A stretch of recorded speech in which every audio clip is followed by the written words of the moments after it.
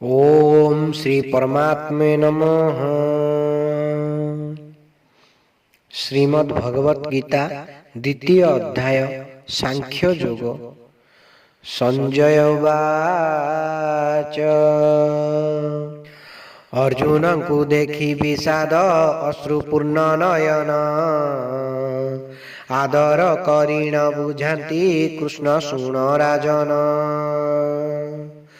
श्री भगवान उवाच संकट काल रे काहिकी धर्म विरोधी मोह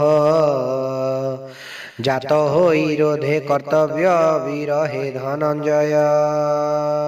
धैर्य धर तुमे न हुओ एते क्लीब कातर तेजी दुर्बलता हृदय एबे कर समर। अर्जुन उवाच किपरि करिबि समर मुहि हे दयामय भीष्म द्रोण साथे कुहन्तु मोर जे पूजनीय।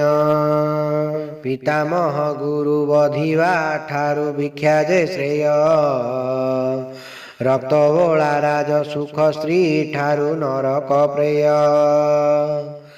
युद्धरे पांडव विजय अबा कौरव जय जानी न पारई केउटी अटे मो पाई श्रेय। कौरवंक साथे हे कृष्ण रही पारिलु नाही आगे उभा एबे किपरि मारी भोगिबु मही। गुरु गुरुजन विनाश पुनि स्वधर्म नाश एही चिंता हृदय जागिण मते दियई क्लेश।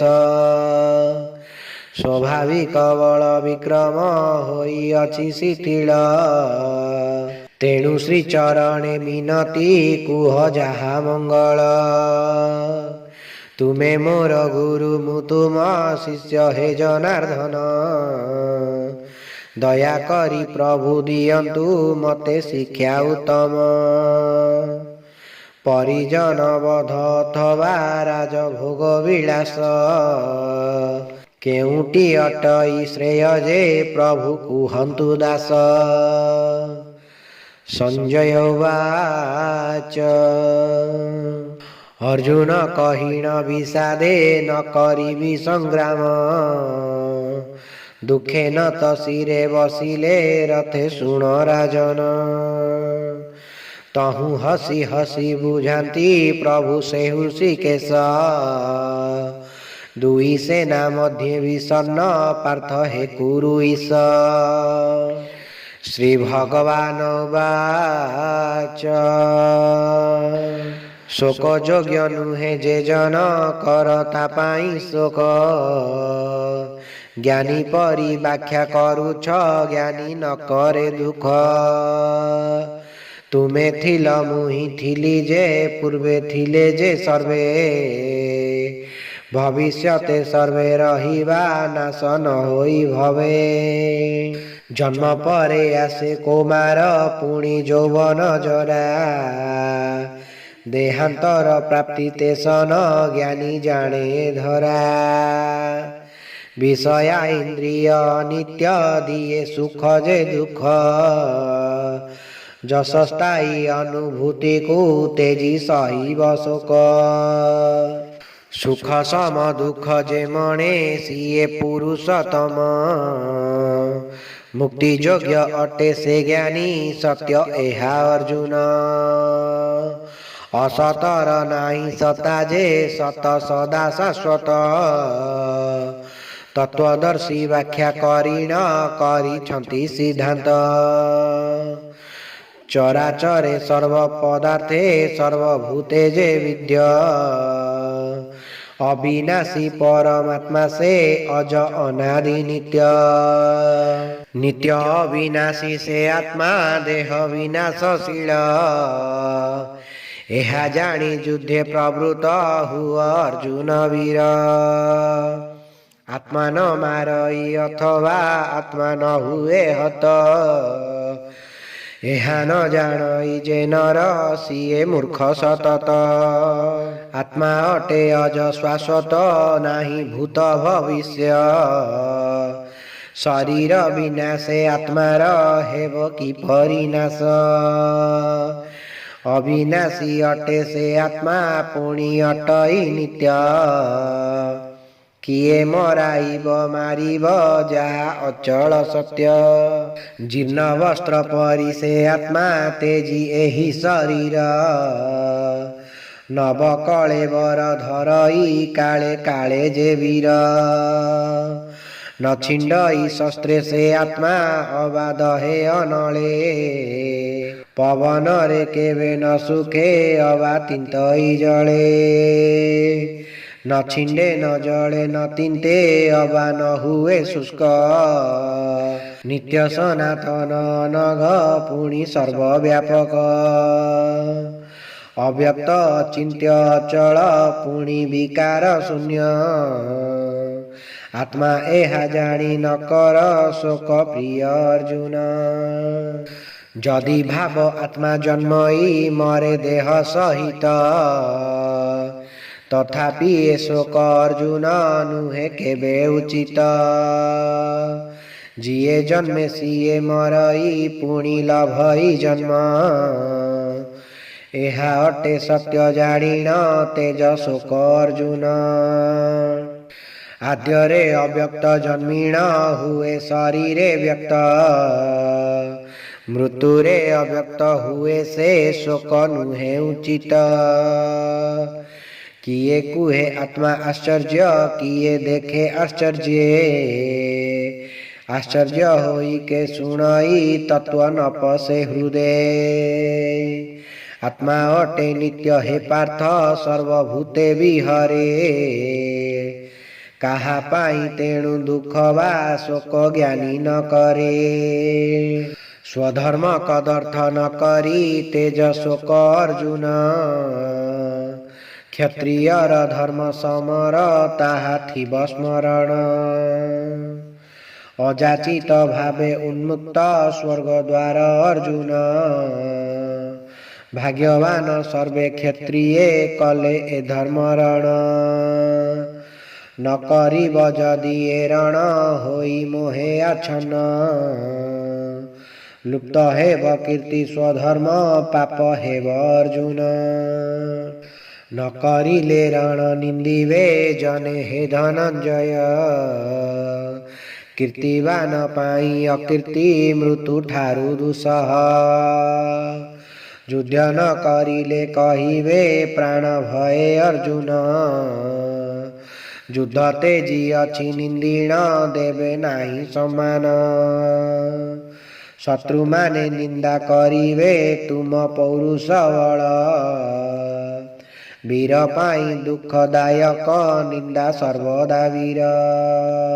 ଯୁଦ୍ଧେ ମୃତ୍ୟୁ ହେଲେ ପାଇବ ସ୍ୱର୍ଗେ ନିଶ୍ଚେ ନିବାସ। ଜୟୀ ହେଲେ ରାଜ୍ୟ ଭୋଗିବ ଲଢ଼ କରି ବିଶ୍ୱାସ।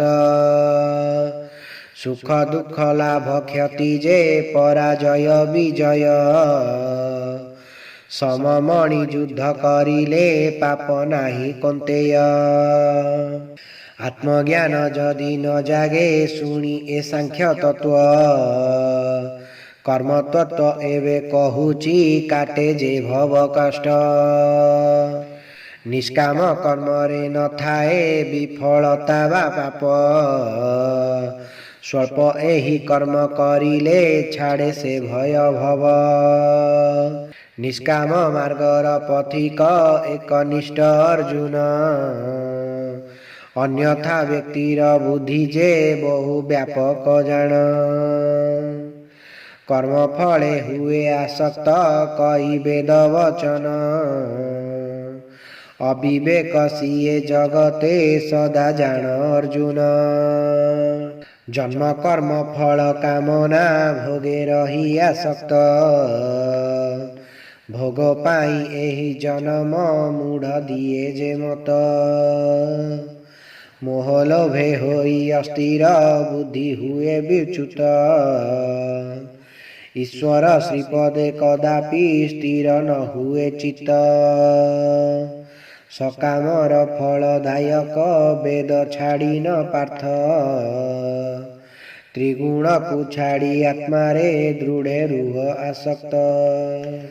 ଜଳ ଭରି ଗଲେ ସର୍ବତ୍ର କୂପ ପୋଖରୀ ହ୍ରଦ। ପ୍ରୟୋଜନ ନାହିଁ ଯେପରି ବ୍ରହ୍ମଜ୍ଞାନୀର ବେଦ।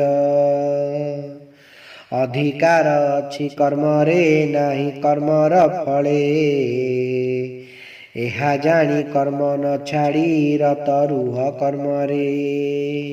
ଯୋଗୀ ହୋଇ କର କରମ ଛାଡ଼ି ଫଳ ଆସକ୍ତି। ଫଳାଫଳ ସମଭାବିଣ କର ଶ୍ରୀପଦେ ରତି। କାମ୍ୟ କର୍ମ ସଦା ନ୍ୟୁନ କର ନିଷ୍କାମ କର୍ମ।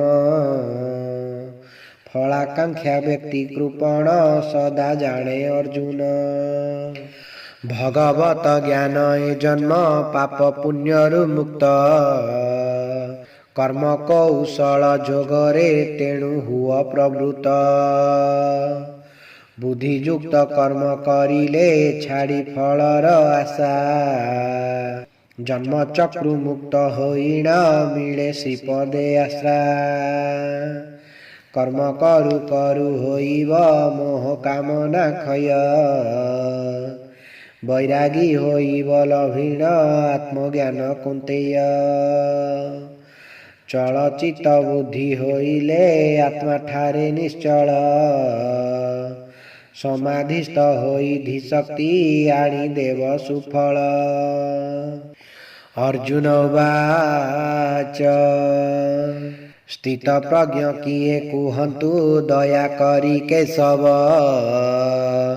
ସ୍ଥିତଧୀଙ୍କ ଭାଷା ଚଳଣି ଆଉ ସମାଧି ଭାବ। ଶ୍ରୀ ଭଗବାନ ଉବାଚ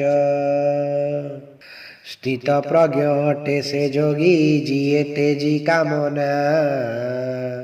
ସ୍ଥିର କରି ଚିତ୍ତ ରୁହଇ ମଜି ଆତ୍ମଭାବନା।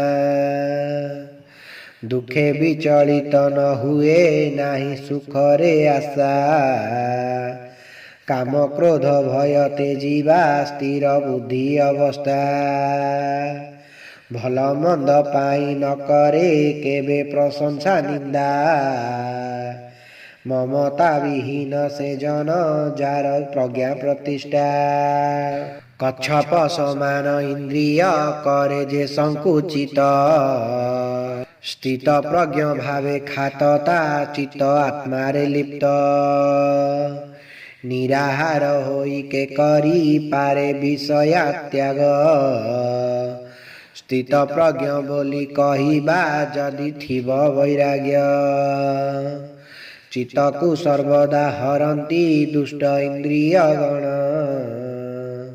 ସେଥିପାଇଁ ବିଜ୍ଞ ସାଧକ କରେ ସଦା ଯତନ। ଇନ୍ଦ୍ରିୟ ସଂଯମୀ ସାଧକ ରଖି ମୋଠାରେ ଲୟ। ମନ ସ୍ଥିର କଲେ ଲଭଇ ପ୍ରଜ୍ଞା ଜାଣ କୁନ୍ତେୟ। ବିଷୟ ଚିନ୍ତାରେ ବୁଡ଼ିଲେ ଜାଗେ ବାସନା ମନ୍ଦ। ତାହା ଯୋଗୁ ହୁଏ କାମନା କାମ ଯୋଗରୁ କ୍ରୋଧ। କ୍ରୋଧରୁ ଯେ ମୋହ ଅବସ୍ଥା ମୋହ ଯୋଗୁ ବିସ୍ମୃତି। ସ୍ମୃତି ଭ୍ରଷ୍ମ ନାଶୀ ସୁବୁଦ୍ଧି ଆଣି ଦିଏ ବିପତ୍ତି। ରାଗ ଦ୍ୱେଷ ତେଜି କରିଣ ବଶୀଭୂତ ଇନ୍ଦ୍ରିୟ।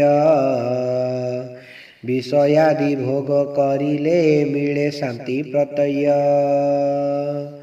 ପ୍ରସନ୍ନତା ନାଶେ ସକଳ ଦୁଃଖ ହେ ଧନଞ୍ଜୟ। ପ୍ରଜ୍ଞା ପ୍ରତିଷ୍ଠିତ କରିଣ ଶାନ୍ତ କରେ ହୃଦୟ। ସାଧନା ରହିତ ବ୍ୟକ୍ତିର ନାହିଁ ବୁଦ୍ଧି ଚେତନା।